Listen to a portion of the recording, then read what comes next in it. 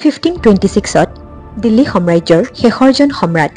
ইব্ৰাহিম লোডি আৰু মোগল সাম্ৰাজ্যৰ প্ৰতিষ্ঠাপক বাবৰৰ মাজত হোৱা পানিপটৰ যুদ্ধৰ বিষয়ে আপোনালোকে নিশ্চয়কৈ জানে কিন্তু পানিপটত এবাৰ দুবাৰ নহয় তিনিবাৰকৈ যুদ্ধ হৈছিলে দ্বিতীয়খন যুদ্ধ হৈছিলে 1556ত আকবৰ আৰু হিমুৰ মাজত তৃতীয়খন যুদ্ধ হৈছিলে 1761ত আৰু এই যুদ্ধ হৈছিলে বিশেষকৈ মহম্মদ শাহ আব্দাল্লী আৰু মাৰাঠাসকলৰ মাজত এতিয়া প্ৰশ্নটো হ'ল যুদ্ধৰ বাবে পানিপতে কিয় ইয়াৰ মূল কাৰণ হৈছে পানিপটৰ অৱস্থিতি বা পানিপটৰ লোকেশন বিশেষকৈ সিন্ধু আৰু গংগা নদীৰ মাজত অৱস্থিত পানিপট যমুনা নদীৰ পাৰত বিশাল সমতল অঞ্চল জুৰি বিস্তৃত হৈ আছে তাৰোপৰি পানিপট বৰ্তমান হাৰিয়ানাত অৱস্থিত আৰু দিল্লীৰ পৰা মাত্ৰ 94 কিলোমিটাৰ হে আঁতৰত আছিল আৰু সেয়েহে বিভিন্ন ধৰণৰ অস্ত্ৰ-শস্ত্ৰ অনানিয়া কৰিবৰ বাবেও পানিপটৰ লগত দিল্লীৰ সুবিধা হৈছিল আৰু তৃতীয় কাৰণটো হৈছে শ্বেৰশাহ সূৰীয়ে গ্ৰেংটাং ৰোড পানিপটৰ নিলগতেই বনাইছিল গতিকে যাতায়াতৰো সুবিধা হৈছিল যাৰ বাবে পানিপটক সেইখিনি সময়ত